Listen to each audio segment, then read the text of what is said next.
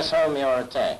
If you individually succeed, you will have delivered the most devastating blow against the very vitals of the enemy.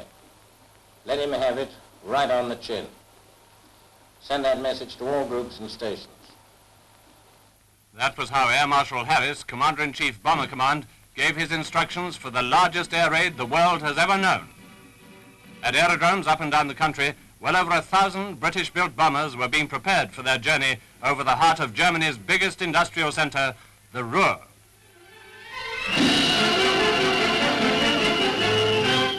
While armorers and fitters were at work on the machines, the air crews were receiving final instructions from station commanders.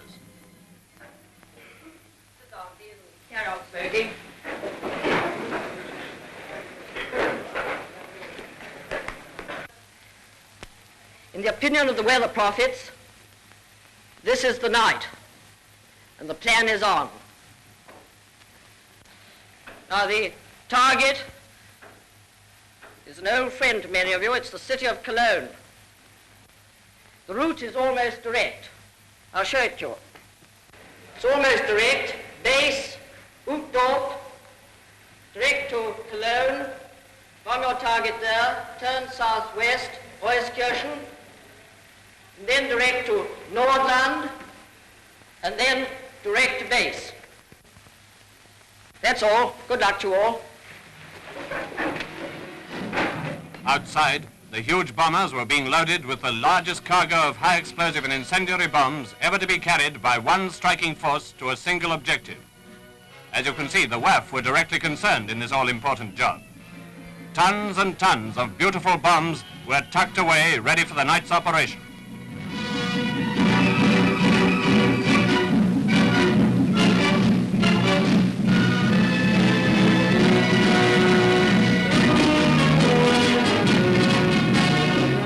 At dusk, the colossal force set out. Heavy bombers of many types took off from aerodromes all over the country.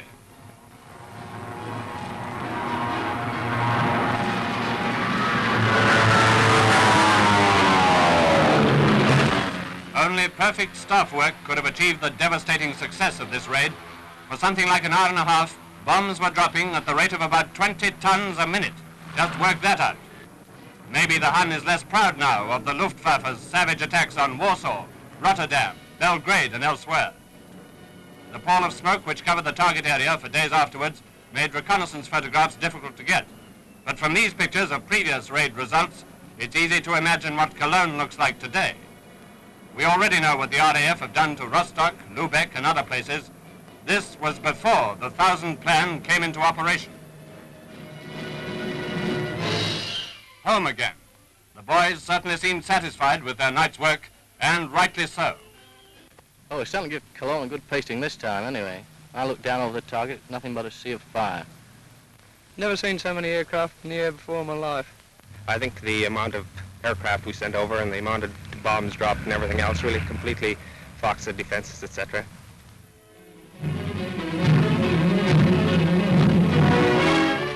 Well, did anyone see any Jerrys?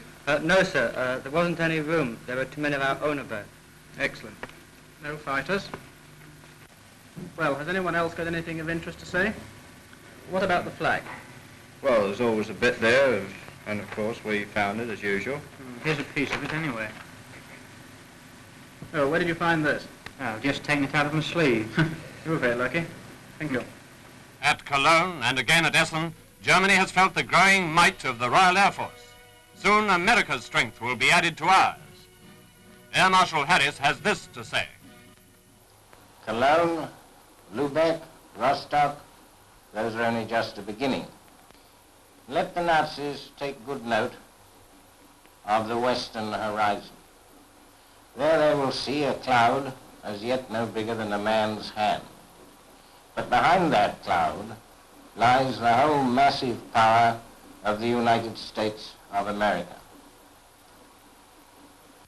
When the storm bursts over Germany, they will look back to the days of Lübeck and Rostock and Cologne as a man caught in the blasts of a hurricane will look back to the gentle zephyrs of last summer.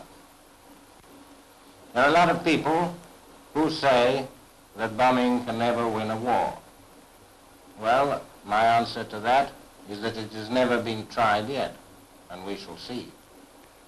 Germany, clinging ever more and more desperately to her widespread conquests and foolishly striving for more, will make a most interesting initial experiment. Japan will provide the confirmation.